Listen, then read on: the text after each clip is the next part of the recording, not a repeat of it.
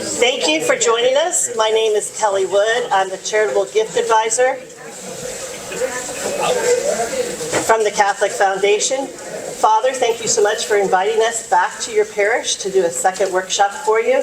Just raise a hand. Who was here for the last workshop that we did? I saw some familiar faces. Wonderful. Thank you and welcome back. I'm glad to see you here. Today's workshop is titled Preparing for End of Life. We have an exciting agenda this morning because we have three gentlemen that will be speaking to you. First, Deacon Henry, and he will be addressing how preparing for end of life in the Catholic lens, how we see it, what are some of the rules, the guidelines, and that type of information. And then we will have Mr. Ralph Verling. Hopefully I pronounced your name correctly. Close enough, Verling. Yes, and you're the funeral director for the parish. We'll take a little bit of time to just give a general overview on what he does for the parish.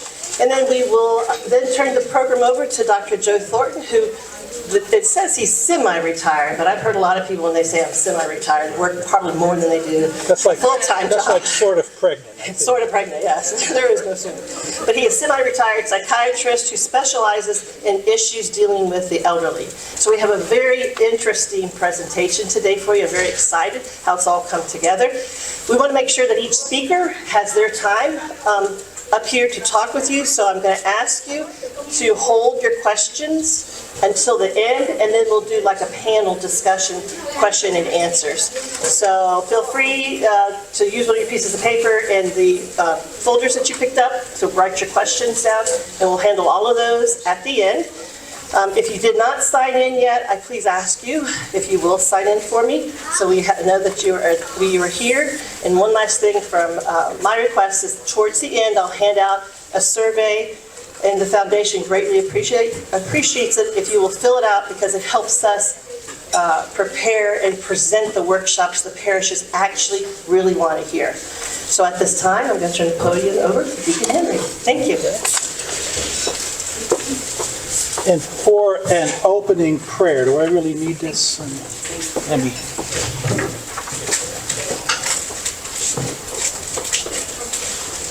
For an opening prayer, when you get the handout, there'll be some scripture in there.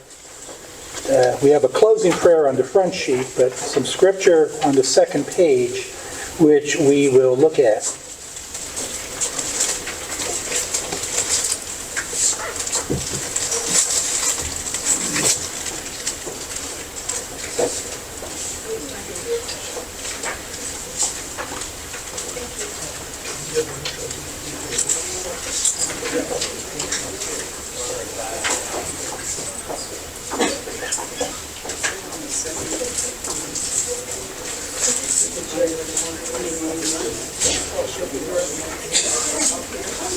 I'll share with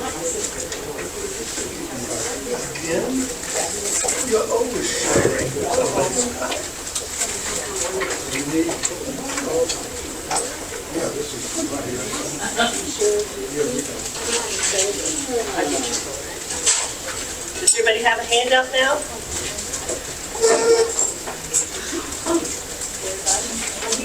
Here? Yeah.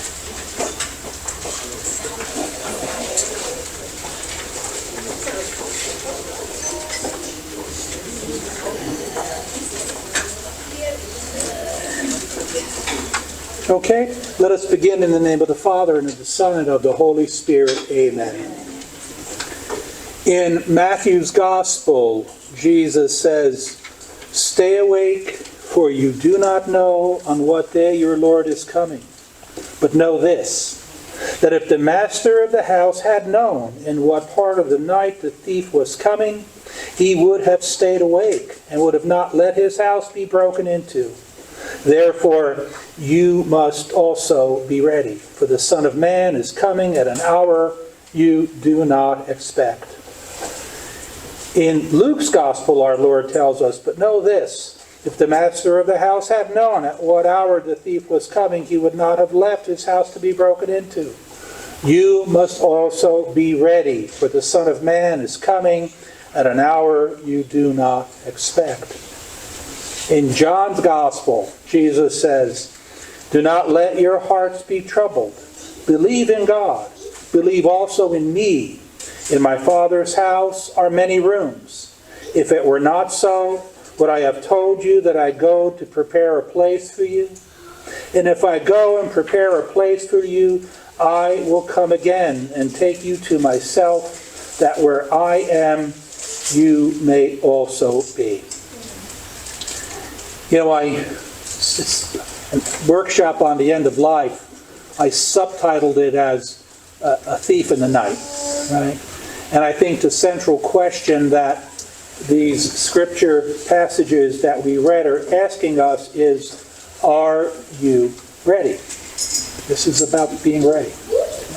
I'll tell you a little story. I remember many years ago, before I was ordained, but still studying for the diaconate, there was a man in our parish, had a magnificent career, doing very, very well professionally.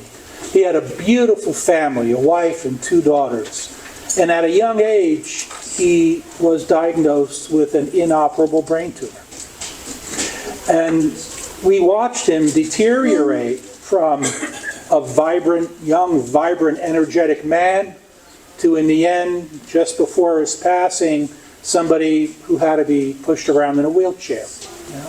And I remember when he did finally pass away, I was already thinking, how would I preach at a funeral like this? And I said to the pastor at the time, boy, this is going to be a tough one to preach, isn't it?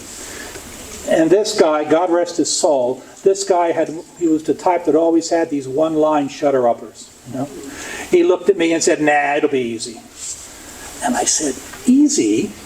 How could you say this is going to be easy? This young man leaves behind his beautiful family. And he looked at me and he saw my astonishment and he said 3 simple words. He looked at me and said, he was ready. That's all. He was ready. He said, you're going to find that the difficult funerals to preach at are for those who were not ready. So, over and over, we just got through Advent. Prepare. Be ready. Of our speakers today, let me tell you, yes, I've done plenty of graduate study in theology. Not moral theology, though. It's all biblical theology.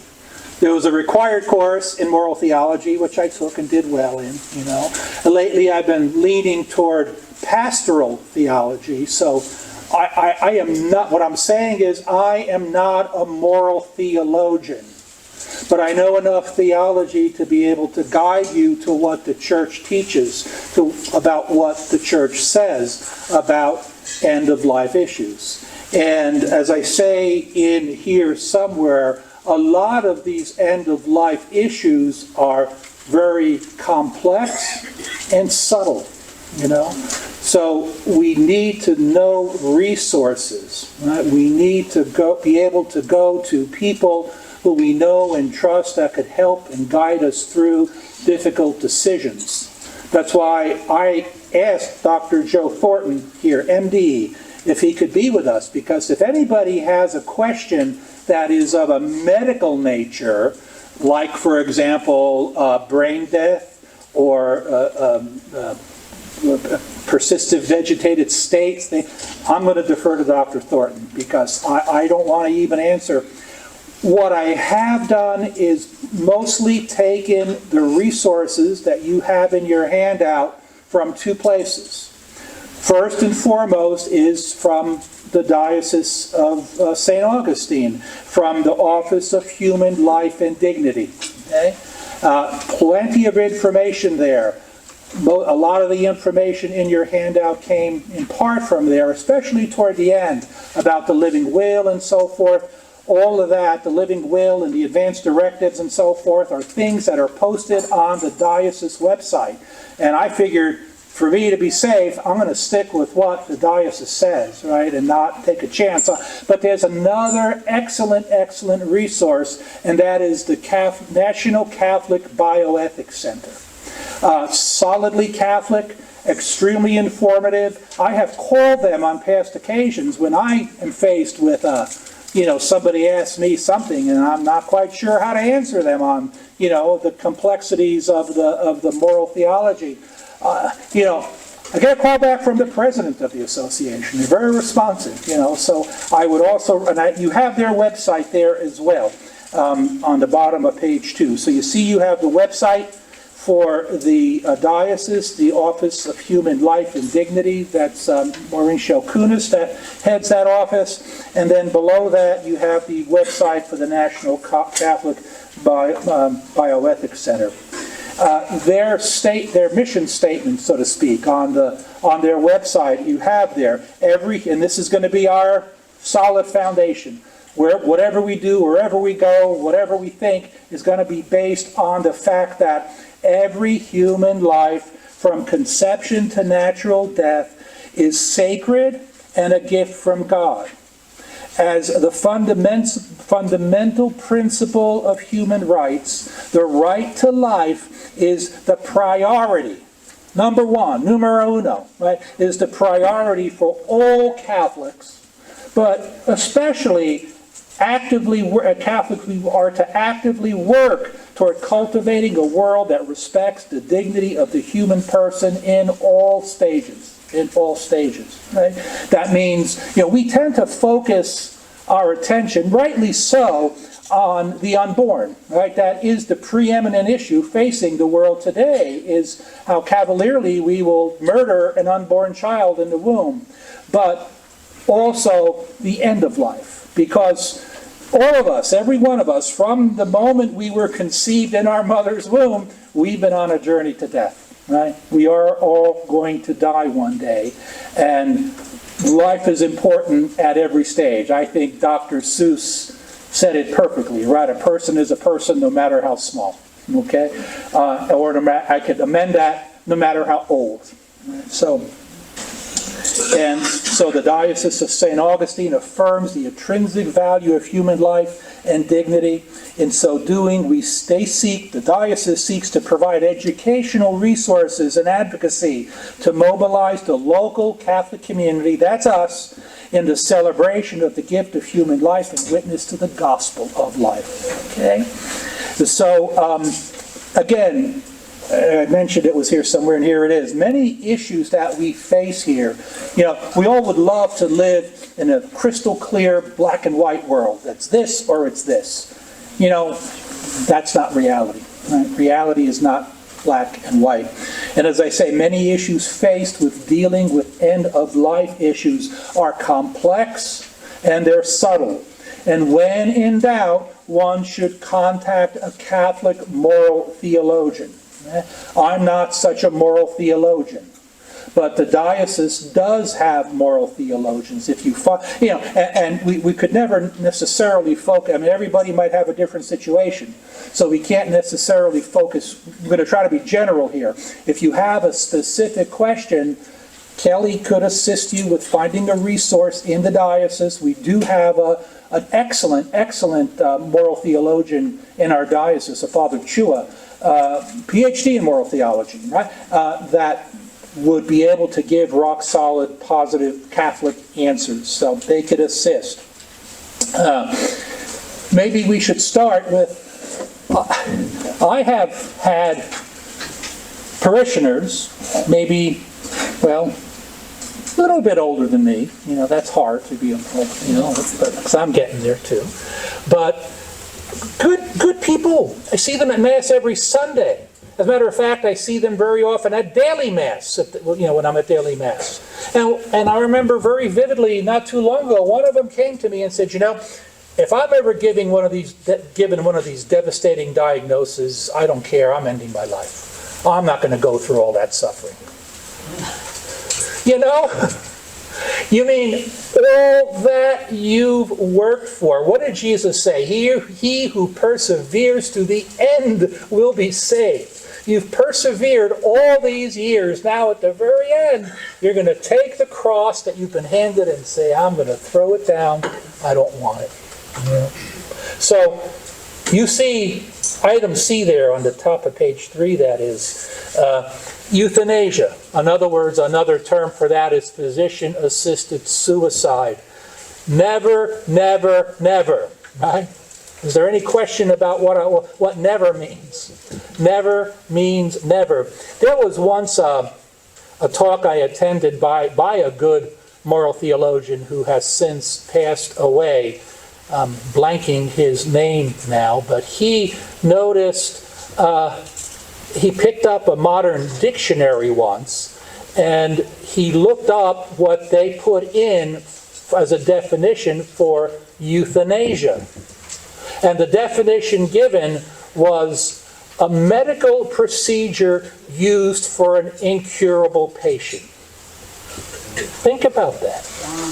A medical procedure for an incurable patient. In other words, to end their life. Never, never, never. What is the Catechism of the Catholic Church? That's always a good go-to resource. Paragraph 2277. Whatever its motives and means. In other words, by motives, they mean a lot of times people call euthanasia mercy killing. Right? It's not mercy. It's not mercy. Right? Direct euthanasia consists in putting an end to the lives of the handicapped, sick, or dying persons. It is morally unacceptable. I'll read just a bold part there. At the bottom of that paragraph. It is a murderous act which must always be forbidden and excluded. So in other words, when a person, we could look at levels of culpability for sin here. Euthanasia is always, always, always gravely sinful. And anyone who assists anyone, and it's not just the suicide of the dying person, anyone who assists in that suicide, as they say, for whatever reason or motive, commits grave sin. You are jeopardizing your eternal salvation. Euthanasia is never, never, never. Yes. There is a directive from the Ethical and Religious Directives for Catholic Healthcare Services. It's a book. And paragraph 60 says, Catholic healthcare institutions may never condone or participate in euthanasia or assisted suicide in any way.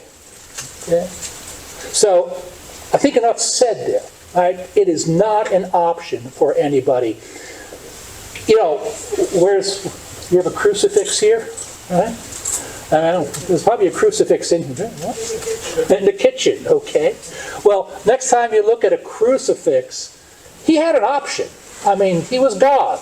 He could have said, okay, no, I'm not going to go through this. But yet, what did he say? If this cup can pass, he didn't want to suffer and die, but if it can pass, so be it. But not my will, but yours be done. That's got to be our position. Right? We have been handed a cross. And as someone once said, the cross you are handed would not be the one you would have asked for. Right?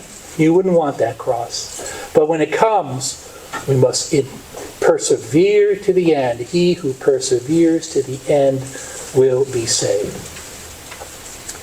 Another big question that arises is food and water.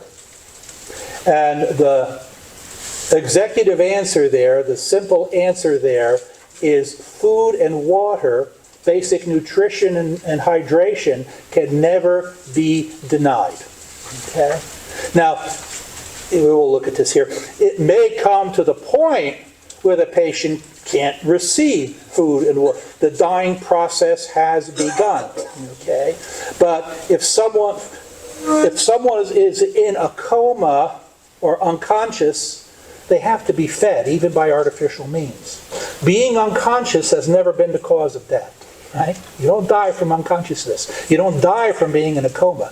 Other things cause death. Right? So, we get to the point where the body will simply no longer accept food, even though we try. But if the body can accept food and water, it is absolutely required by the mercy of God that we provide that. So the default position for the care of those who are suffering from diminished consciousness and have not begun the death process. You see how this gets medical so easy here, which is why I want Dr. Thornton here with us. When does that actually begin? When does the death process actually start?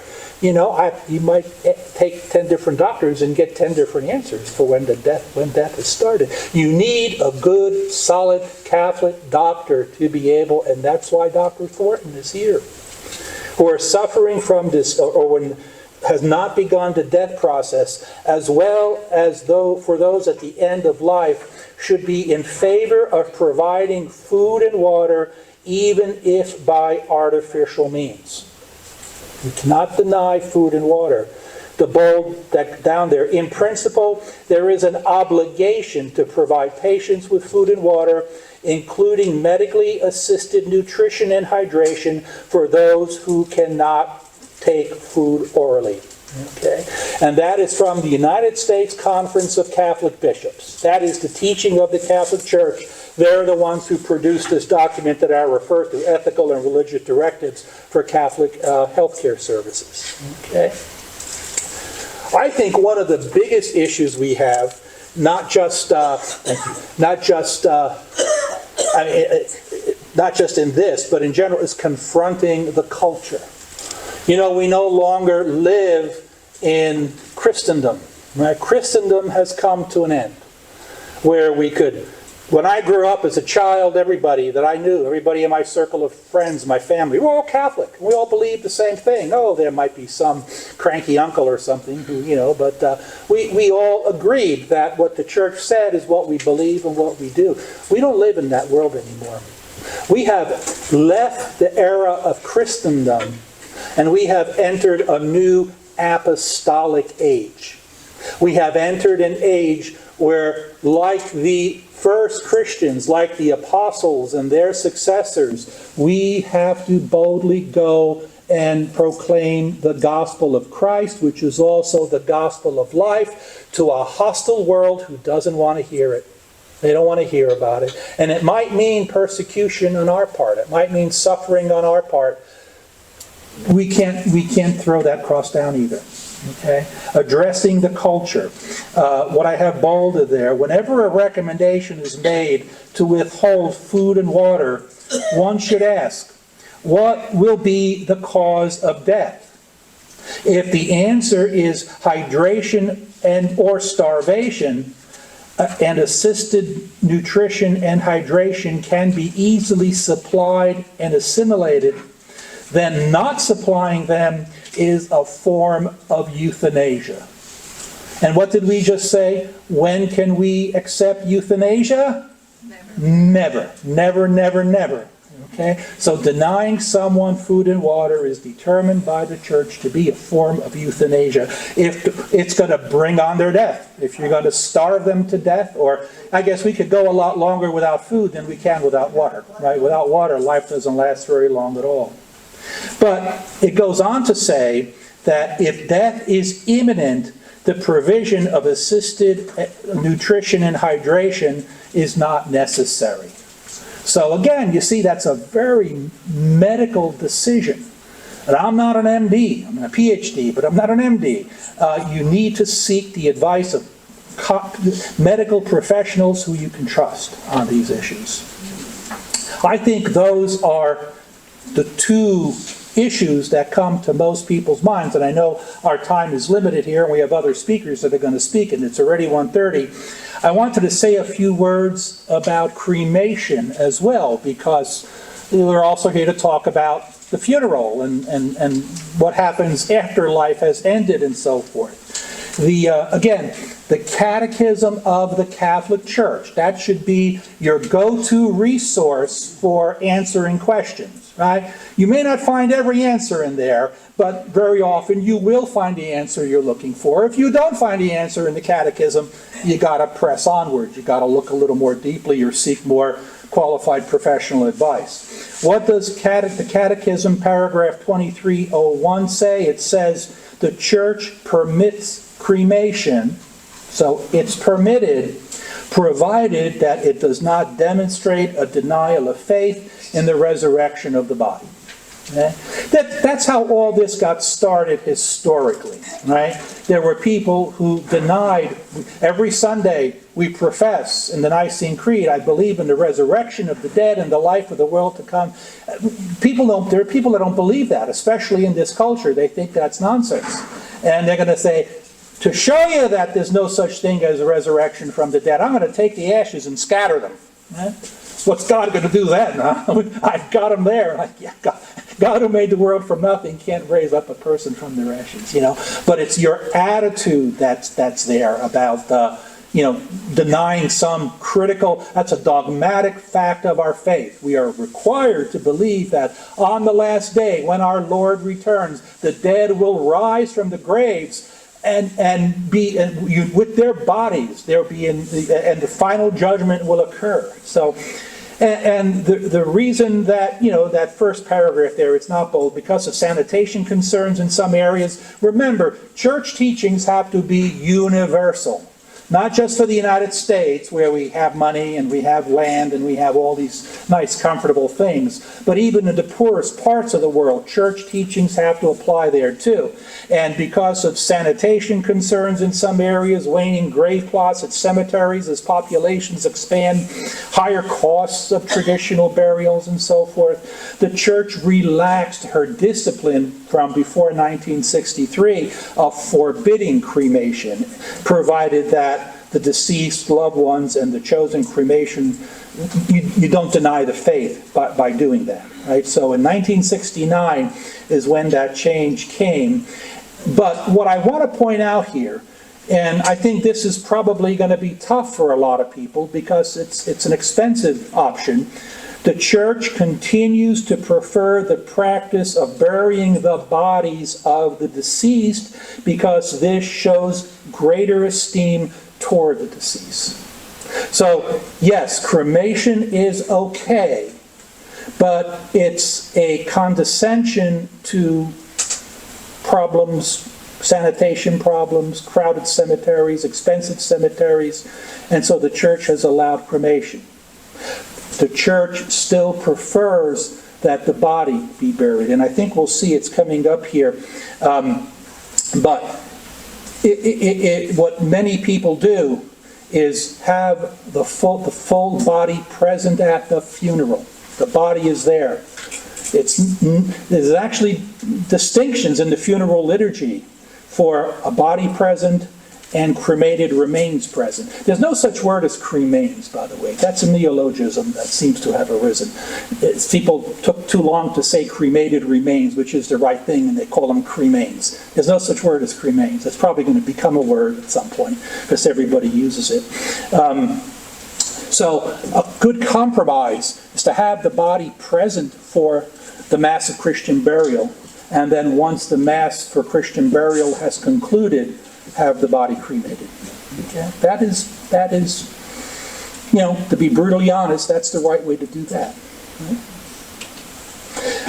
What you can't do, you see there, it is not permitted to scatter the ashes of the faithful departed in the air, on the land, at sea, or in some other way, nor may they be preserved in mementos, pieces of jewelry, or other objects.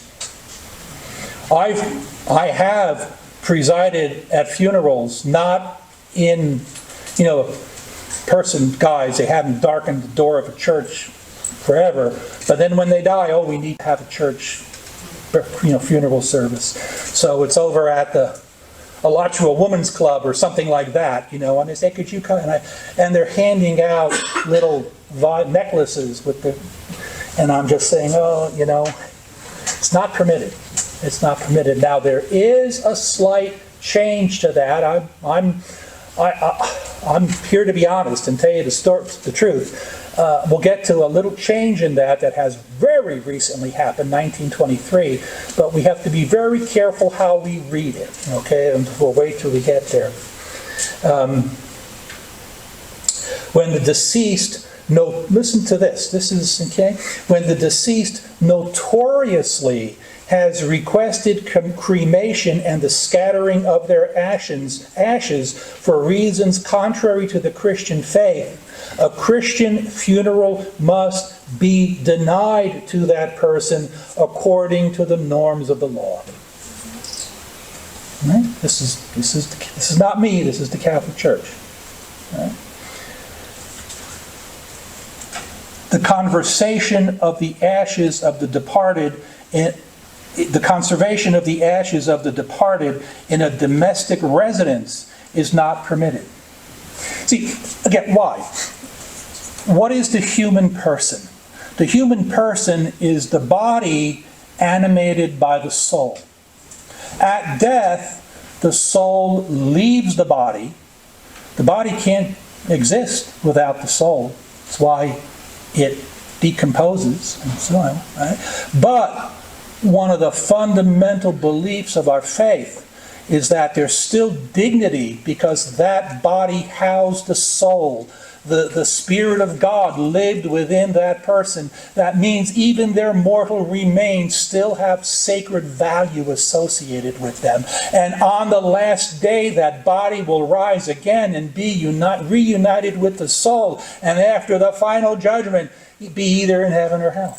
We hope for heaven. But that gives, you see how the body gains a certain dignity that we have to treat respectfully. It's sacred. The body is sacred. It's not something to be thrown away, discarded with. Okay? When, for legitimate motives, cremation of the body has been chosen, the ashes of the faithful must be laid to rest in a sacred place. That is, in a cemetery, or in certain cases, in a church or an area which has been set aside for that purpose. Okay? So thank you, Father Sebastian, for recognizing the need here. Our nearest Catholic cemetery is where? Somewhere in Jacksonville, if not here. Palatka. We're at Palatka. Okay, but that's not that close, and it's expensive. And this was Father Sebastian's mission here, to provide a cost-effective way for people to honor their deceased beloved ones with dignity, and place them on sacred, consecrated grounds of a church in an affordable way. And that's what I think Ralph is going to speak of. Now, I put there very recent change. And this is me being full disclosure here. Look at the bold there. Local church officials may now permit a family to preserve in an appropriate way a minimal part of the ashes of their relative in a place of significance for the history of the deceased person. For example, in the home of a surviving loved one. My personal opinion is that this was one big mistake. Okay? Because what happens when you give somebody a fraction of an inch? What do I do next? Take it on. Right? And I spoke with Kelly about this earlier in this week. Local, as much as we love Father Sebastian, he's not the local church official. Local church official means the bishop. Right? The bishop must decide, is this going to be allowed in this diocese? And Kelly, you are not aware, right, of the bishop saying it's okay to do this, which means it's not an option for us at this point. Okay. What about autopsies and organ donation? There's an easy one. The Catechism of the Catholic Church, once again, paragraph 2301. Autopsies can be morally permitted for legal inquests and scientific research. The free gift of organs after death is legitimate and can be meritorious. So not only can you do it, there are good reasons to do it. Like, to be able to give, your kidney to somebody who needs a kidney, and once you're dead, you probably don't need your kidney anymore. Right? You get to the person soon after their death. I actually wish Edmund Walden is not here, is he? No. I should have invited him, because he's a doctor of pharmacy, and his area of specialty was oncology. And he saw a lot with dying patients. I really wish I had asked Edmund to be here today. Again, to what he once said, and me being brutally honest, is very often to make the dying comfortable, you could easily hasten their death. And hastening someone's death is not morally acceptable. Right? The insurance companies like it. Right? Because the less time you spend racking up the funeral bills, the less the hospital bills, the less they have to pay. But that's a touchy issue that, again, out of my area of expertise. Maybe Dr. Thornton knows something about this. Okay, maybe you want to. I don't know if you want to. I'll wait. I know I'm going over here. It's 1:40 already. You those who know me know how easily this happens. Okay.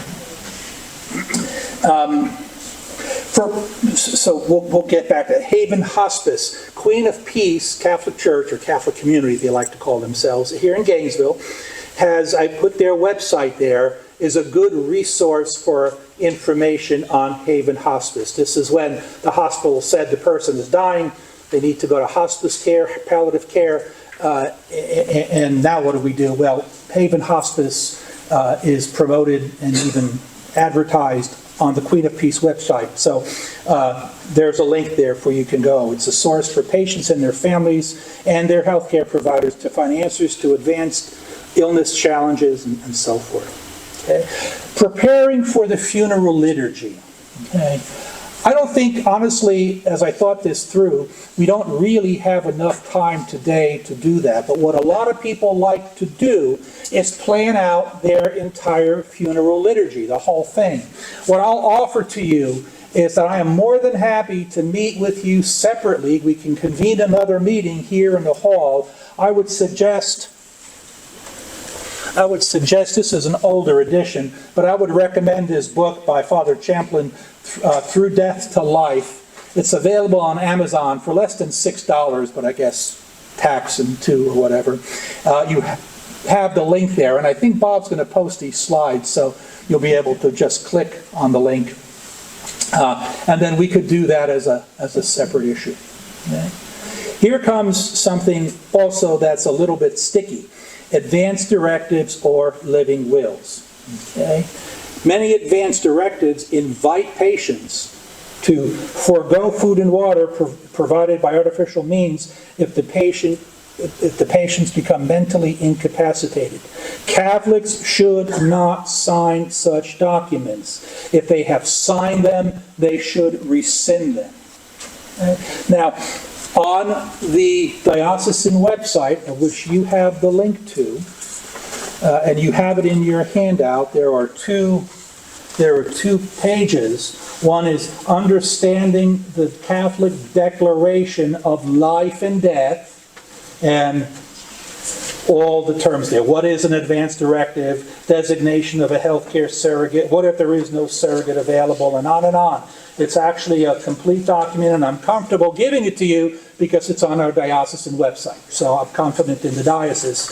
And also, there is Understanding the Catholic Declaration on Life and Death, and there is, on the last page, the living will. The living will, which basically says, I be provided care and comfort, and that my pain be relieved. No inappropriate, excessively burdensome, nor disproportionate means be used to prolong my life, that sort of thing. Nothing to be done with the intention of causing my death. And you see what's required there. The person or their designated a person who could sign for them, a witness signature, and so forth. This could get you started. I think Dr. Thornton might be able to talk more intelligently about end-of-life directives than I can. So I think, and I probably used up my time, right? Yeah, I've used up my time. Surprise. But let me turn it over now to Dr. Thornton. And Mayor Ralph. You're Dr. Thornton, Yeah. aren't you? I didn't think you were Ralph. Dr. Thornton is they introduced him. He's a psychiatrist, an MD at Shands. but he's also a parishioner, an active member of this parish, Eucharistic minister, so we all know and love him. Okay, well, thank you very much. Can y'all hear me? Yes. Okay, so actually I have like two different phases of the talk. One's directed for everyone here, the other one's directed more towards us who are taking care of people who are dying from older age. And then we can have time for the Q&A. But the first part for all of us here, everyone here, really needs to have this process done or be working on it now. And I get people to help me. I have a short-term memory, so I use my hands to do this. We'll do 5 things. The first thing, and you've done some of them already, first thing you do is pray so that you can get into communion. With something besides the speaker. So you want to pray. That's our thumb. Then you want to think about this process so you have the information now and we can start to think about the content. Then the bigger area, put all 3 fingers together, you need to discuss this with your family because these decisions impact your family. That's why you're doing this. And you need to have them all on board. This process that we go through for the advanced directives helps to prepare us for our own death, but we also have to prepare our loved ones because it's hard on them. It's hard on your adult children. And if you're going through this process with your parent, it's hard on you. So hopefully if you've still taken care of your parents or with them, you're able to have these conversations. If not, at least do this for your kids and your siblings. And then with your ring finger, you have to get it in writing. It's helpful to have these conversations. It's important for you and the family, but we really need to have this in writing so that it can be, there's certainty that goes there. So I'll say a little bit from the hospital perspective. The hospital are supposed to ask you, do you have advanced directives? And then it's really helpful, and the technology is we should have a copy of the advanced directive on file. We also need your healthcare surrogate, which is a little bit different from the advanced directive. An important thing in Florida to know is the Catholic advanced care directives is somewhat broad and general, which is good. Because your healthcare surrogate makes the moment-to-moment decisions with the healthcare team. Will your loved one have surgery? Will your loved one have this medication? What's going to happen with your loved one? Those immediate decisions are made by your healthcare surrogate. And the advanced directive trumps the healthcare surrogate in Florida. So if you write specifically, I don't want little blue pills or whatever, that trumps whatever the healthcare surrogate says. So those are 2 important things to know. So whoever you select as the healthcare surrogate is probably the most important decision you make in this process, because you can muddle through without the advanced directives, but the advanced directives sort of support that healthcare surrogate and the doctors as they make difficult decisions. And then lastly, these need to be reviewed. April 16th is the National Health Care Decision Day. It's right after taxes. So it's just a convenient time to review this. Put a little signature and date, say, I reviewed this and it's still current. I run across instances where we have advanced directives from 1992. I just updated mine and still talk about our little kids, and they aren't little anymore. So they need to be reviewed. So we pray, we think, we talk with our family, we get it in writing, and we review this periodically. Okay. The other important thing about getting the family involved is we like to, Jesus told us he wants us to all be one. And as parents, we want our kids to all get along. But, things happen over time and different stressors, kids are in different places. They don't always see eye to eye. And when their parents are dying, they get stressed. And when people get stressed, they don't they're not at their best. And so if you can do this ahead of time, it helps protect them, gives an opportunity to work where potential areas of conflict. So it's something you can do for your kids to do that. So that's the first talk, that's for all of us. The next part of the talk is for folks who are taking care of elderly people. I'm getting there. But these are hard things. You know, we all like to think, well, I'm going to go to bed and not wake up. That's the way most of us want to go. I'll be at home, family's home for Christmas or something like that. But it rarely happens that way. Unfortunately, because of the way our healthcare system is, we can keep people alive and functional to some degree for quite some time, but the dying process or being chronically ill, and then you get different things occur, you know, starts out with a little bit of pain here, arthritis, you get a fall, you get something, maybe you have some hypertension, a small stroke. So in geriatrics, we talk about the bits. We get a little bit of this and a little bit of that, and it just starts chunking away over time. It's a gradual process. And, you know, from a family point of view, particularly if you're close to someone, see them all the time, you may not even notice this. And then the siblings come in from out of town, they go, oh, what are you doing to mom? Or, you know, what's happening here? So it's a process that occurs. And certain things happen along this process that, again, are very difficult decisions. So this is for everyone that we have to do. But the other difficult decisions as we get older and die is the guns. You know, it's hard to get control of guns on a good day. And then, you know, when I was in Tampa as chief of geriatric psychiatry, about 10% of our admissions were some person living out in the woods who was shooting at someone outside through the walls. You know, because when you get demented or delirious, you hear things, you get frightened, you get a little more paranoid, and particularly if you live out in the country, you've always had this mindset, that's the way you deal with problems. So that's catastrophic. You don't want that to happen. Fortunately, it's very rare that they shoot someone, but you just don't need to have that type of worry. The next thing that's very difficult are the car keys. You know, to get the car keys away, you know, to get them to surrender them. I've sort of traveled around a lot. I was in Pittsburgh. If you've ever lived in Pittsburgh or visited, you know it's all hilly. And it's also very tight-knit family. So someone was born in a home when I was there in the 80s, and so they were born around 1900 in this house, and their mom died in the house, their dad died in the house, and they were going to die in that house, even though they had to go up 4 flights of stairs just to get to the first floor.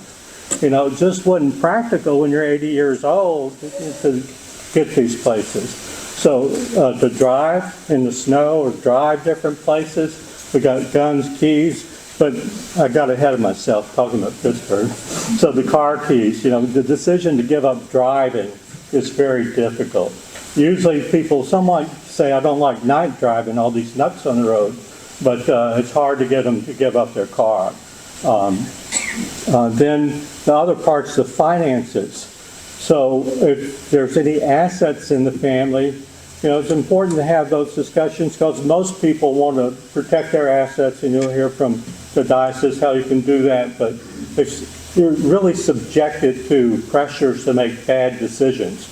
If you check your mail, or at least it seems like all the mail, that's called predatory loans. Someone sent you a check to say, oh, you got this, just sign it and put it in. And it's basically a high interest loan.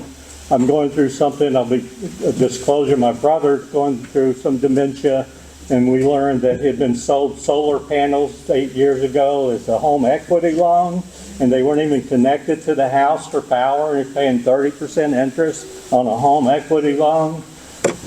You're just subjected to different financial things, and then the banks and all that. So you need to have finances in order and a power of attorney, durable power of attorney for incapacitated.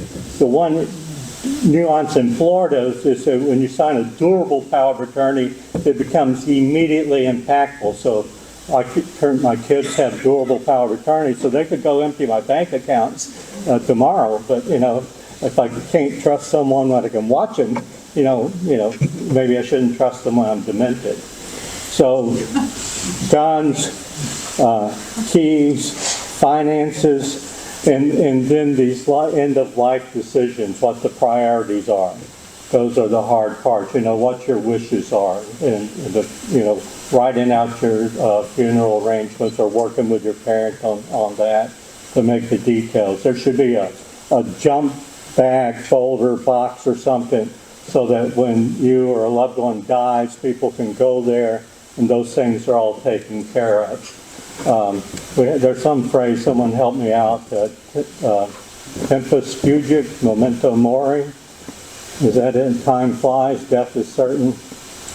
So these are all important, but I'm a convert before I became Catholic. I was inspired by Albert Schweitzer, who talked about eschatology, the science of end things. And basically, at least for us as Catholics, that's not the end, but the end of this life. It's a transition that we all have to go through. So those are the big things we have to do. We all have to do the first 5. And if you're taking care of or you have a loved one who's getting older, look at those other issues. I'll leave other things for the Q&A. Because as Deacon said, you can talk for hours about this. Thank you. Ralph, I apologize. I think I got the order wrong. You were supposed to be second, but that, I'm sorry. That's okay. Part of my presentation you already gave. Oh. I won't be able to lead it. I do all feel free to go.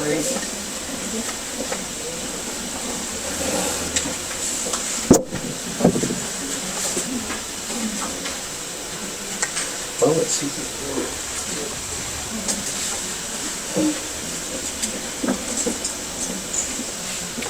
Let's see if you can hear me without the mic. Can you hear me okay? Just in case. All right, just in case.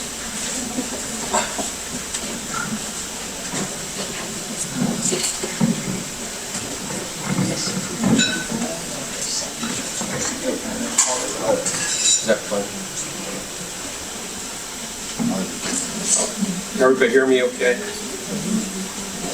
Again, my name is Ralph Bierling. I'm the sexton of the cemetery here at St. Madeline's, and I'm also a licensed funeral director, and I'm also on the North Florida Catholic Cemetery Board. The purpose of me here today is to talk broadly about funeral services and then also about the cemetery. The first thing I'm going to talk about is the funeral process, and the first question is, why do we have funerals? For thousands of years, funerals have been a means of expressing our beliefs, thoughts, and feelings about death of someone we love.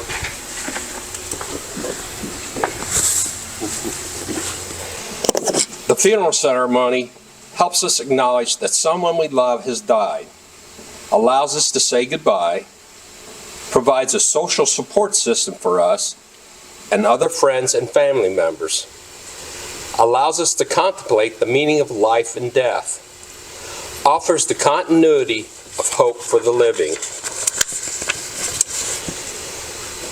There are 6 basic elements of the funeral. The first is the arrangement conference.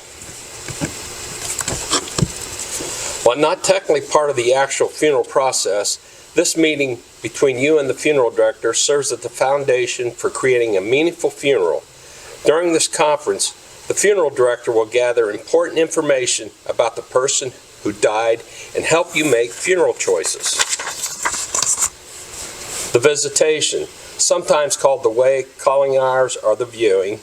The visitation is a time for the family and friends to support one another in their grief. Often the body is present in an open or unopened casket, allowing those who love the person who died to acknowledge the reality of death and to have privilege of saying goodbye. Receiving friends through a visitation activates the family support system and allows people to express their concern and love for each other. The eulogy, also called the remembrance or the homily, the eulogy acknowledges the unique difference of a person who died and affirms the significance that the life for all who shared in it. The eulogy can be delivered by a clergy person, a family member, a friend of the person who died, instead of the traditional eulogy being delivered by one person. You can have more than one, and they could also share their memories too. The procession, also called the cortege, this is the funeral procession from the service to the gravesite. It usually is led by the funeral coach or the hearse containing the casket. The procession is a symbol of mutual support and a public honoring of the death. Mourners accompany one another to the final resting place of the person who died. The committal service, whether the body be buried in a casket or the cremated body be buried in an urn, the graveside ceremony is the opportunity to say goodbye, accompany the body to its final resting place, and saying a few words brings a necessary feeling of finality to the funeral process. Families are often deeply touched by this ceremony, and its memory resonates for years to come. What happened here? The gathering. Most funerals are followed by a gathering of friends and family. This informal time allows family and friends to tell stories about the person who died, to cry, to laugh, to support one another. It is an informal time of release after the more formal elements of the funeral ceremony. The gathering is also transition, a rite of passage back to the living again. It demonstrates the continuity of life, even in the face of death.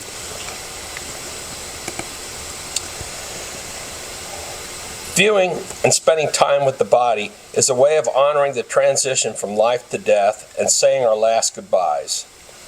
Embalming is a familiar standard part of funerals in North America, though it is optional in most locations. Embalming body temporarily preserves the body so the family and friends have more time to gather together and visit the deceased. The casket may be open or just for the visitation, or for both the visitation and the funeral. In some cultures, however, viewing the body is considered inappropriate or is often forbidden. We would also like to address here the myth that viewing the body distorts your memory of the person who died. Some may say, well, I want to remember him the way he was. People often say that, but viewing is indeed a personal choice no one should be forced to do. However, most people who choose to spend time with the body find it an incredibly meaningful experience. They have an opportunity to see this special person one last time and truly begin to acknowledge the reality of death.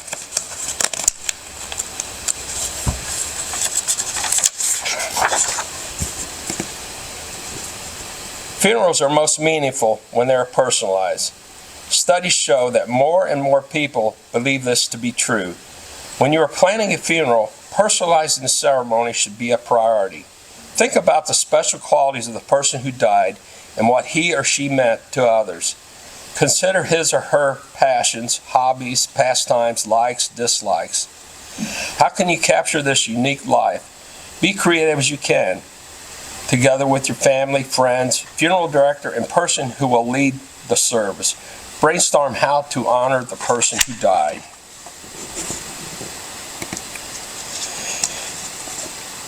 You can also write a personalized obituary. Some newspapers allow you to express more than the usual who, what, why, where, and when. And suggest display personal items, hobby paraphernalia on a table in visitation of the ceremony and the gathering afterwards. Have more than one person deliver a eulogy. Ask several people to share the memories and talk about different aspects of the person who died. Create a personalized program for the ceremony. You can include photos, poems, anecdotes, whatever you like. You can ask children if they would like to write a letter or draw a picture for the person who died. Their goodbyes can be placed in the casket alongside with him or her. Some caskets even contain a special drawer for letters. You could also select flowers that are meaningful to the person who died. A simple arrangement of fresh cut lilacs, for example, might be perfect. Or red, white, and blue standing casket sprays for a veteran or for a patriot.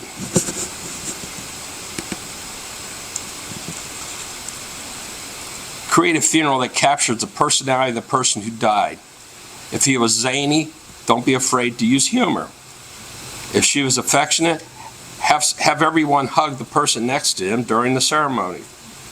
A visitation, the ceremony, or the gathering, display photos of the person who died. Music can be played at the visitation, the communal service and gathering, as well as the funeral service itself. You could also create a personalized grave marker, include a poem, a drawing, short phrase that defines the person who passed away. Many times, the casket or urn used at the funeral can be personalized to reflect the hobbies, lifestyles, or other interests of the loved one. Caskets can be customized with special embroidery on interior fabric of the casket. Some caskets feature unique corner hardware designed to reflect the individual's interests, like golfing, gardening, fishing, or relationships like that of their mom and dad, or spirituality.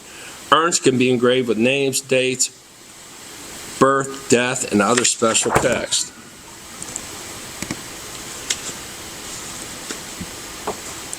Thank goodness for memory. It allows us to continue to embrace our love for the person who died, and remembering helps us to heal. Each time we conjure up a memory, we are finding a way to acknowledge the reality of death and, most importantly, stoke the fires of our love for the person. Soon after death, you will probably find yourself replaying memories of the person who died over and over again. This is normal and necessary. Allow yourself the time and space you need to remember. It is also important to share your memories with others. Talking about them help you reconcile your loss. In the months and years to come, more formal ways of remembering the person who died and honoring the life that has lived will help you and other mourners continue to help heal and live with the life at its fullest.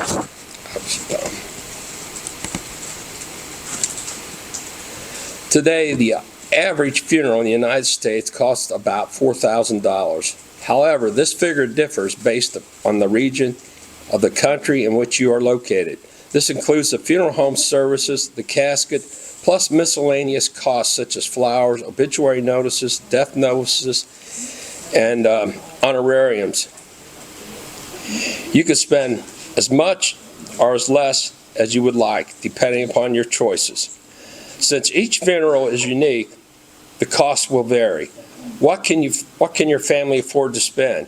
Consider this before beginning to plan a funeral. Remember to account for employee benefits, life insurance, and other death benefits, cash contributions from friends and family, and especially the cost may have been prepaid as part of the budget. Planning a final tribute is both affordable and meaningful. We believe that whatever you spend to create a personalized ceremony in honor of the person who died is money well spent. A meaningful funeral is not necessarily an expensive one. Those special touches that make a funeral truly personalized, such as displaying photos of the person who died, offering opportunities for friends and family to share memories, are often free. We often say that a meaningful funeral can include a full-piece orchestra or a Mormon tabernacle choir, or a simple prayer and a song. Do what feels right for you and your family, and don't feel as if you must spend beyond your means. In recent years, millions of consumers have chosen to pre-plan their funerals. Fully 1/3 of Americans 55 and older have pre-planned or at least some part of their funerals. 84% of Americans think pre-planning is a good idea. Pre-planning can make things easier for the family members at the difficult time of death. It also allows us to express your own wishes. It can relieve loved ones of the financial burden. Much of the paperwork can be completed, and many of the expenses can be prepaid, allowing loved ones to focus on their grief and the creation of a personalized ceremony. If you're considering pre-planning, talk to a reputable professional who's experienced with funeral planning. A plan is flexible in case you want to alter plans or transfer it to another funeral home should you relocate. Also, ask about financing terms and cancellation refund policies. Finally, keep a copy of your plan in a safe place and tell a close family member or friend about the arrangements and the location of the documents.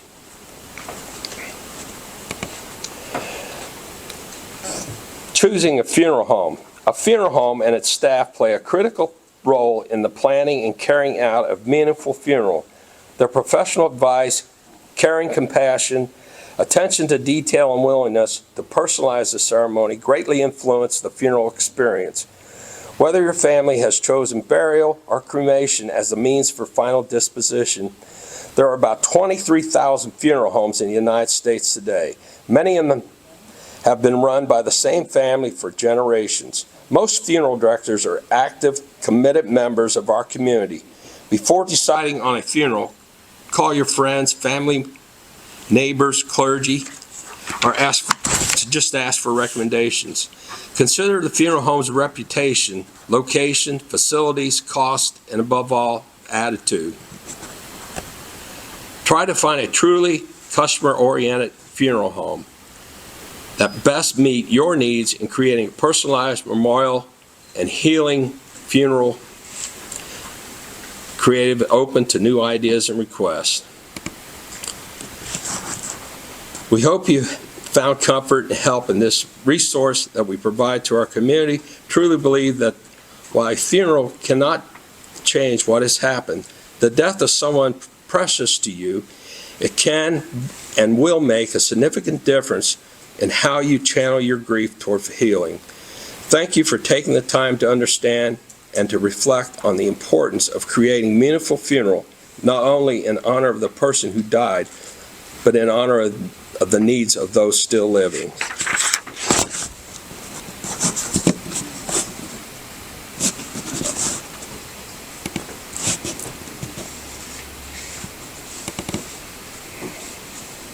Thank you, Rob. I'm not done. I know. I apologize. I really shouldn't have been here today. I'm fighting a cold and everything, so I apologize for coming off. Next thing I'll talk about is the Memorial Garden.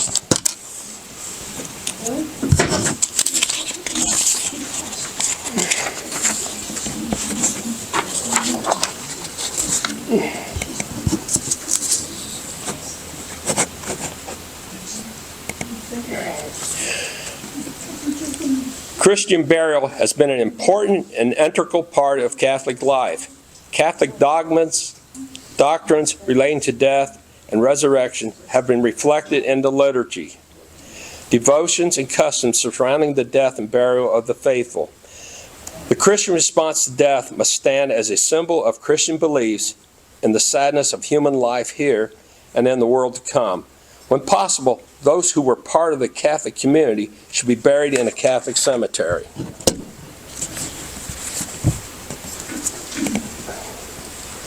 Those who've lived in Christ should be buried in Christ. This applies to cremated, catechumens, children who died before being baptized, baptized persons enrolled in non-Catholic church.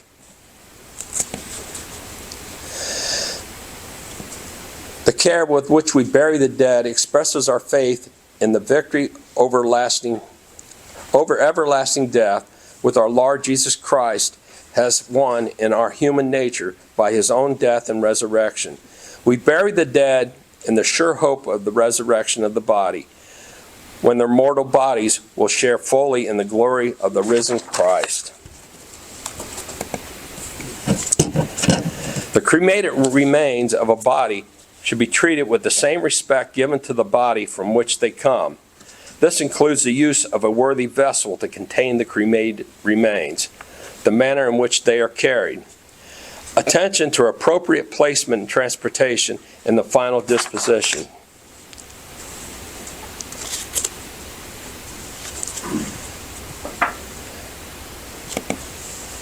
The cremated remains should be buried in a grave or entombed in a mausoleum or columbarium. Scattering cremated remains or keeping cremated remains of the deceased are not the reverent disposition that the church requires. Appropriate means for recording with dignity the memory of the deceased should be adopted.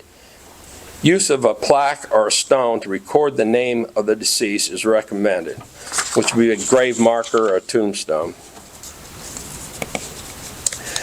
Show me the manner in which a nation or community cares for its dead, and I will measure with mathematical exactness the tender sympathies of its people, the respect for the law of the land, and their loyalty to high ideals.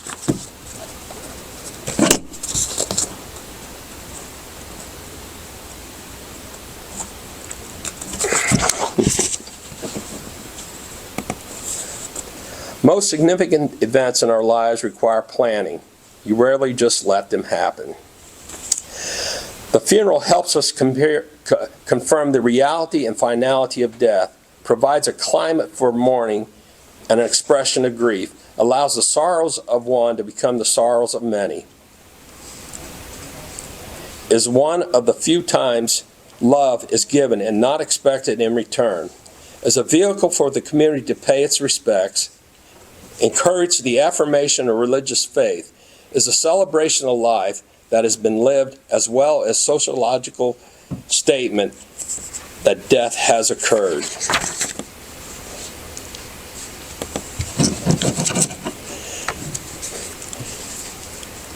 Like other major events, funerals require planning. Today, prearranging and pre-funding one's funeral is not uncommon. Each year, more than 2 million funerals are prearranged and pre-funded for families and friends. By planning ahead, you relieve your family of a financial burden and emotional burden. Your life is remembered just as you want it. You have the peace of mind that everything is taken care of. If not you, then who? There are a number of overwhelming things to do when someone dies. Someone will have to notify the doctor, the funeral director, the cemetery, clergy, family, friends, relatives, and the employer. Someone will also have to make decisions for a funeral or cremation service, along with the payments and arrangements.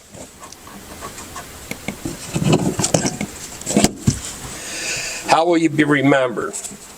Have you given any thought to the type of service you'd like to receive? Maybe you're set on a traditional funeral with a mass and burial, or perhaps you'd like to consider cremation with mass and burial. Whatever your choices, we are here to fulfill your wishes. Some of the services we offer is visitation with funeral mass and communal service, funeral mass only, memorial mass, graveside committal service in our memorial garden.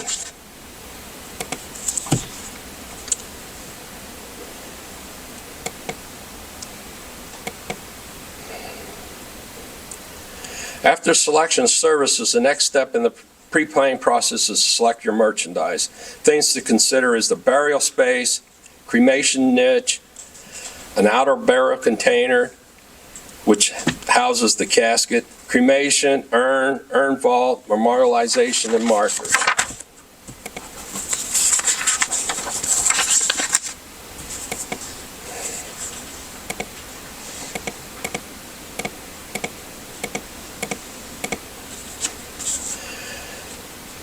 Pre-funding provides a gift of love and peace of mind for you and those you care most about. You're able to select and purchase burial spaces for you and your loved ones at today's prices. 3 steps of peace of mind. Organize your documents, plan the funeral, decide how to pay. Thank you for putting up with me.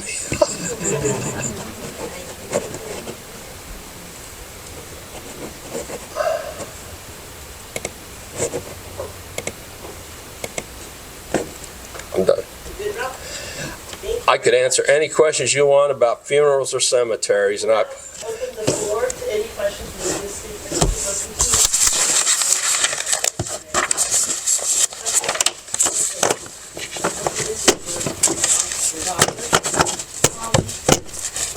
When my mom passed away, and it's been 18 years since she's passed away, she passed away and she had cancer. She had ovarian cancer. And I remember when I would go in there and stuff, because she wasn't talking, and she was not opening her eyes, and I was like trying to give her, like an ice, an ice. And I was told, well, you really shouldn't do that because her body is trying to go through the process that it goes through in order to pass away. And all you're doing by going and trying to give them liquids or something to eat is that you're just creating, it causes more pain for their intestines, because their intestines are trying to shut down, and you're giving them food is gonna mess the whole process from happening. So I have a problem because they're saying, oh, well, you're not supposed to hold children yet.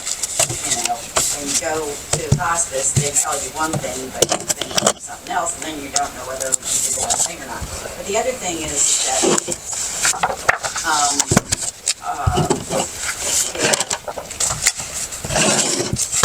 that they were giving her, she was having convulsions, because I guess her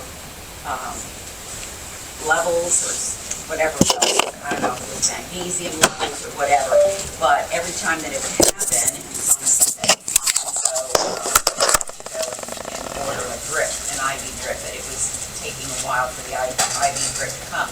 So every 15 minutes I was running out in the hallway for the nurse to come and give her a shot so she would stop, having convulsions. And the shot would only last 15 minutes. So every 15 minutes I'm running out to the hallway like a crazy person, trying to get the nurse to come and give her another shot.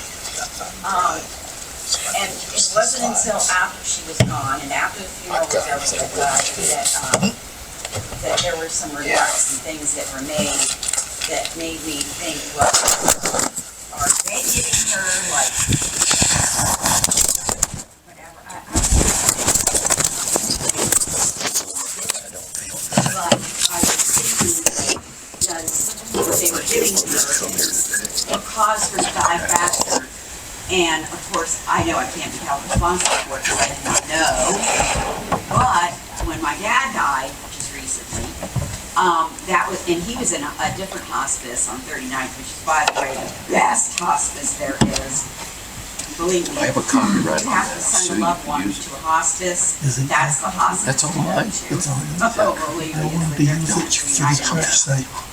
I've seen lots of hospices, and they're the best. Anyway, Is it just that but the thought was yeah. running through my mind, because he had cancer also. In my mind, I'm thinking, okay, what are they giving him for pain? And is it escalating his death? And is it okay for them to be giving him stuff that's going to knock him out so that he doesn't feel Two anything? PowerPoint That's okay. presentations. Sorry. And there's this narrative. I'm going to stand and address that, if that's okay. Just I'm copy going to it all. summarize what I think. You had questions about the hospice care, specifically at the VA for your mom, and then questions about hydration, nutrition, pain control, even things like water, specifically about your mom's hospice care, and how do you distinguish hastening death Memorial Garden Park versus is already on the side, supporting but you could have peaceful transition. Right. So those are the nuanced questions.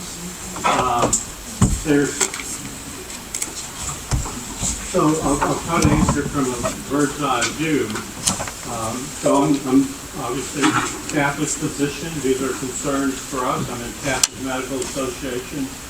There's issues about medically assisted suicide that is proposed for legislation, and many doctors support in the state of Florida. And so there's these issues floating around, and then there's differences in hospice care where there's, we hear rumors, there's certain hospice care facilities in South Florida where the average lifespan in that hospice is less than 48 hours. everybody should have. And so it raises, just statistically some concerns. It sounds like your mom was in what we call in-hospital hospice. She was in the VA hospital receiving hospice care. Taking care of Which is prearranged. a bit of a difference. You can have in-hospital hospice, you can have in-facility hospice, like an assisted living facility, or you can have home hospice care. So there's differences. So most of them have specialized nurses come through. Most of them have very similar processes. But just like when you go from one doctor to the next, there's variances in how they do that.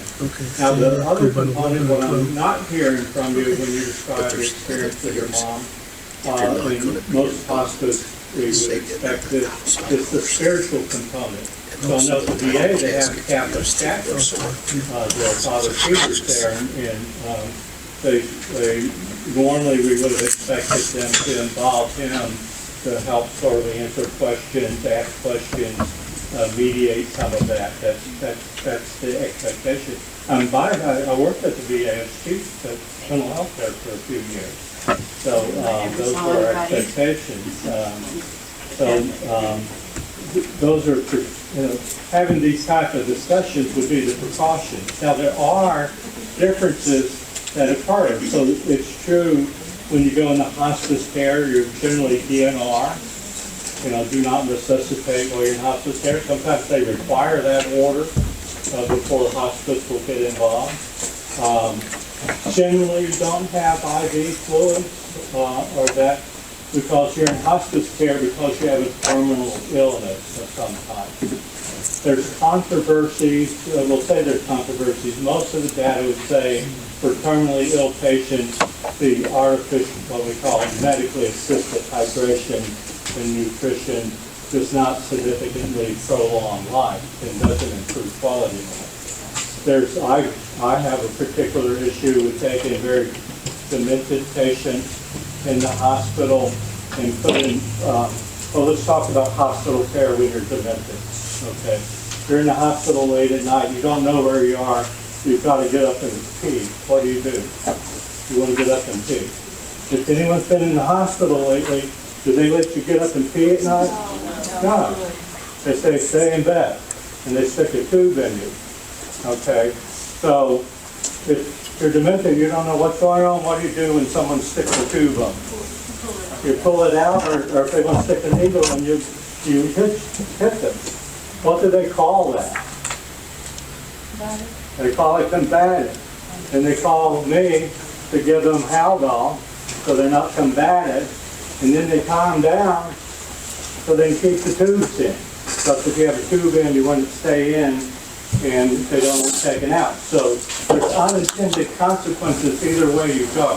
When you try to put tubes in to people who are it's different, there's different matters if you're terminally ill versus simply demented. But there's things that we have to think about differently when people are impaired.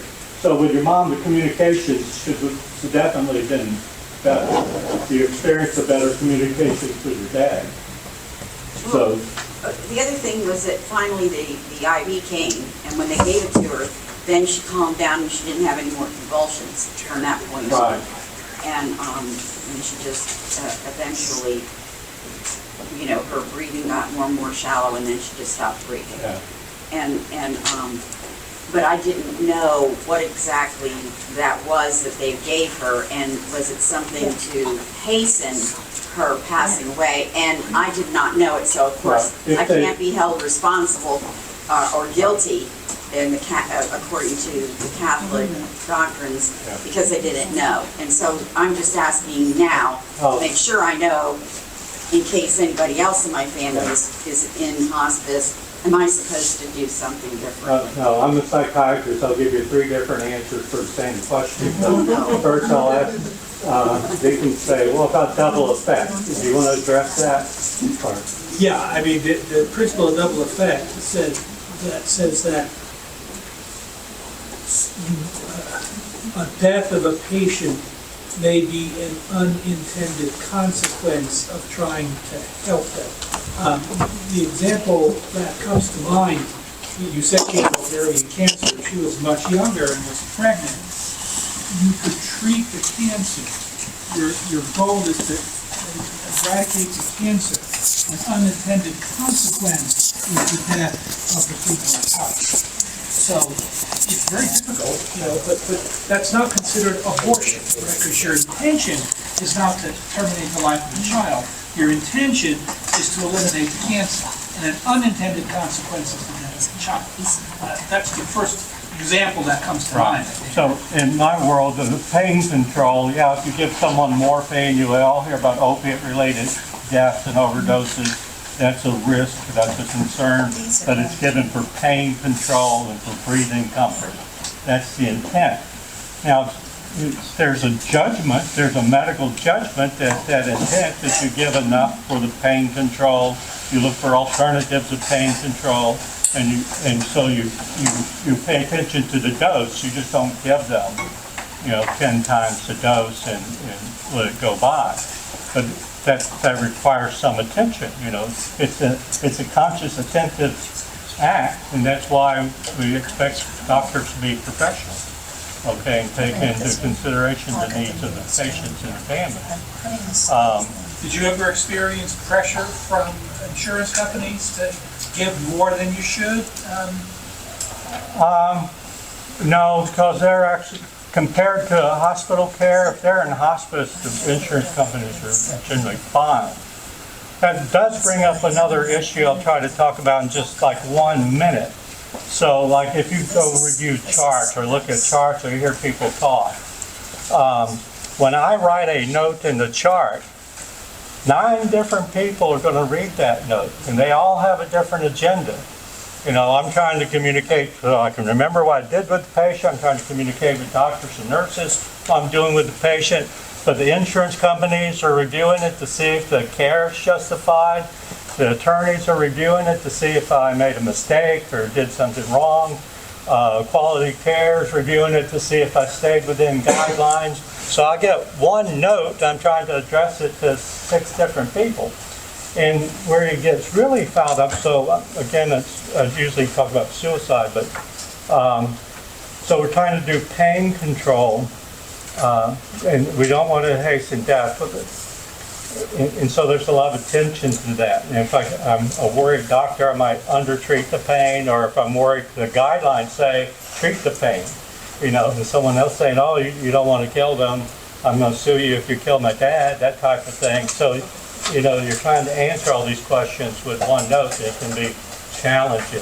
The other factor is when I give them Haldol, actually the risk of dying from the Haldol is like 6 times what it is not giving them the Haldol. And yet, nobody questions that because, we're trying to provide comfort for the patient, comfort for the family, safety for the staff. And it does get complex. But that's why we want to try to think these things ahead of time, have a clear plan, clear understanding. I wish they'd had better communications with you, because that's the key, is the communications on what we're doing. I have another question. For all people who have guns, is there any program, any resource for the families how to address that as they progressively get more mental deterioration? That would be, so the question I understand for people who are losing their cognitive facilities, is there a program to help the family? There are. They're not as robust as they used to be or could be. It's very frustrating for me where we know what to do, but for a variety of reasons we don't. All's Place is here across from Santa Fe College. Alzheimer's Association, even though your loved one may not have Alzheimer's disease, the problems are very similar, and they're web-based, have lots of resources. We used to have support groups for families in the area. They wax and wane on how available there are. But when I started training 40 years ago, that's one of the main things we did at our program was had a family support group. Thank you. I Yeah, just so- want to make one announcement too. Is Eva Copeland here somewhere? Here. Yeah, Eva runs a support group for widows and widowers. Well, actually, for anyone that's lost a loved one. Right. Grief share. So that's another resource we have in the parish here to help get through that very, very difficult time that goes on for years, perhaps, so see Eva for more information on that, someone. And grief counseling is also part of hospice care while the person's alive and then after they pass away. You all made a wonderful step by attending today, because you've come to learn, educate yourself on the best approaches to prepare for end of life. Like the Dr. Deacon and Ralph have touched on today, it's important to have those conversations before you think you need to have them. Everybody touched on a lot of things that our own family has experienced, because my mother passed away from Alzheimer's. But it was fortunate, big family, we had a family business. I got to work with my dad day in and day out, and we had the conversations. I tried to educate myself as much as possible. We had tough talks. And we did the funeral planning ahead of time while she was still where she could help make those decisions, and she had a part of it. So it was all set before she passed. And we ran across some of those, how do you take the car away, or how do you do this? And as the spouse, it's very difficult to handle that with your loved one that you spent all these years with. And my father was very stressed because she'd asked for her keys. She wanted to drive it. She did not belong to drive it. And it was the younger generation, the fourth generation in the family business. He goes in there, he goes, "Hey, Pop." He goes, "Yes." He goes, "Doesn't Nana have," she called her Nana, "doesn't Nana have an Lexus?" And Lexus, he said, "Yes." He goes, "Oh, well, they had chips in the key. Let me take her key to Dedge's Lock and Key. They'll take the chip out. Well, it'll open the car, open the trunk and the glove box, but you can't start the car." And he said, "Pop, she's never going to tell you she can't start the car because she knows she shouldn't be driving." So off he went, got the chip out of it, made her happy because she held her key, and never told me. And she did. She got out in that car because my brother and his wife lived across the street. So she'd see her go into her car, sit in there for a little while, and then she'd get back out and go inside.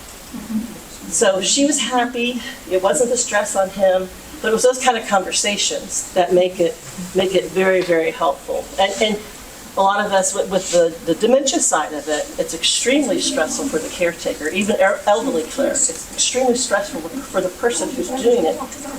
So if you could have those plans in place, it makes it a little easier for those. And we actually had to talk with my father when she reached the end where she really needed 24-hour care. He didn't want anybody in the house. They were okay there while he was at work, but nope, you better go home when I come home. So, and we went in one day and I said, "Dad," I said, "I've always wanted these decisions to be yours and Mom's." And I said, "But you need to make this decision, and if you don't make this decision, someone else is going to do that for you." He goes, "Who's going to do that for me?" I went, "Your children." I said, "Because your health is failing because of taking care of Mom." So he went and made the plans, and we always try to help him do that. So by attending today, listening to the resources, the information, the last workshop we had here, my father invited us for was Wills and Trusts, same thing, getting all that together. And I say it's never too early, because since I've seen you last, my coworker had a dear friend, husband, picture perfect health, went snow skiing a couple weeks ago, walked every day, went out for his walk 2 weeks ago on a Thursday, never to come home. He dropped dead from his walk, on his walk. They, fortunately, had the plans put in place. So it's very important to do all that. It's very overwhelming. That's why you're taking these steps to help yourself get ready. I thank all of our speakers today. Ralph, Dr. Thornton. Yes, ma'am. Question? I have a question. Is there a difference between regular hospice and are there Catholic hospices, so that you know how, they would hesitate to give you an injection, let's say, for passing sooner, that type of thing? I'll stay for more questions individually, but to answer your question about Catholic hospice, I'm not aware of any in the area. That's where it'd be important to involve whatever chaplains or spiritual service that they talk about or coordinate with. I was fortunate with my father-in-law, had Angels of Mercy come in. Father Sebastian came to see my father-in-law, but it's more of a coordinated thing that I'm aware of. I'm not aware of it. Haven Hospice is promoted on the Queen of Peace website. So maybe you want to contact Father Esposito or someone at Queen of Peace and ask your question about how Catholic Haven Hospice is. Okay. Good research. There's actually 3 major hospice in the community. It's Community Care Hospice, Vitas Hospice, and Haven Hospice. Haven Hospice provides more services to the family when they're under hospice care because they actually have a facility there on 39th Avenue where you go to actually, spend your final days. And then they also have a program where they provide care at home, and all 3 of them do that. And I would do research. I wouldn't take someone's just because they're recommended by Queen of Peace or anybody. I would research and find out what services they can provide for your family, and also at the best cost. 10 years ago, when my husband was dying, he was in the VA hospital, and then they transferred him into the VA hospice. At that time, they had a chaplain, but it wasn't a priest.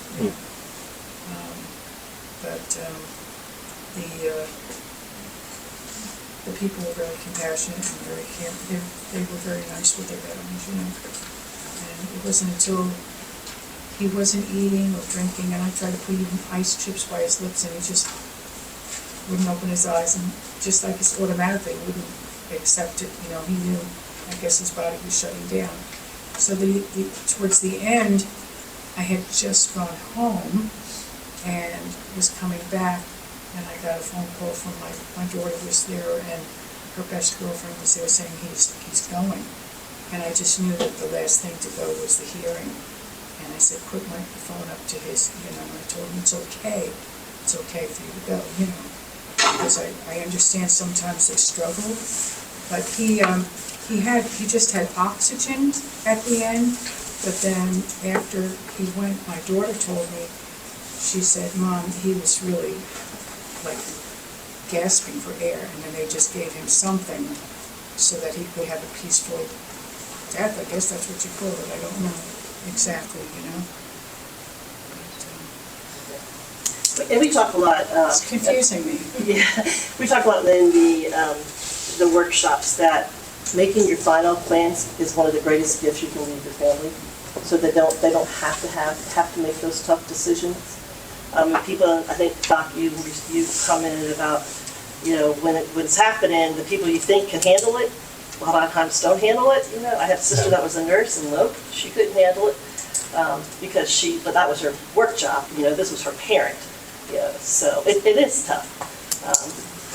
But you're doing the right thing by learning the resources. I'm just struggling with, we recognize death as natural death. I have a hard time with the thought of someone artificially feeding me and I'm suffering, I'm laying there suffering for years and years and years. To me, that's not a natural form. I couldn't get up and go to the refrigerator myself at that point. So it's kind of a fear of mine. If something horrible happened and I'm lying in a nursing home, you hear these stories of people laying there for 30 years.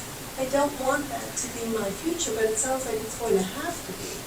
now that I've listened to what you said. I've even said to my husband, pull the plug, do whatever you have to do. And now I can't even ask him to do that.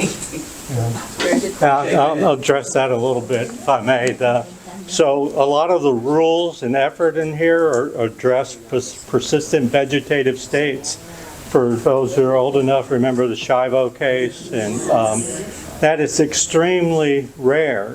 Exceptions sort of talk about the rule. And the change in that case had to do a lot with the personalities involved and not the clinical condition. Understand, none of us want to be in persistent vegetative state, but it overlaps with what we call medically assisted suicide, which then blends in to this euthanasia, because if you're in a persistent vegetative state, you can't take the overdose prescription to kill yourself. So that's the justification in Canada and Western Europe for the euthanasia, saying, oh, they'd want to be dead if they were like this, so we'll just kill them. And then it gets to be, well, they hadn't talked about it, but yeah, of course, no one wants to live like this, and so we'll kill them. And then it gets stretched about how that gets applied. And you'll hear about chronic pain, severe untractable pain, being an argument for medically assisted suicide. I wouldn't want to live in pain and suffer like that. That's not what drives, when you look at the data where people can do this in Canada, Western Europe, it's not pain, that's the driver for medically assisted suicide. The judgmental comment would be it's pride, but it's the loss of independence. I don't want to decrease function. I don't want to be dependent on other people. I don't want people to have to take care of me. Those type of things. And that gets more into our, I can't tell people they have to suffer, but, that's what that's yeah. So doctor, you can't Medically, talk about that's the cross, yeah. That's the cross.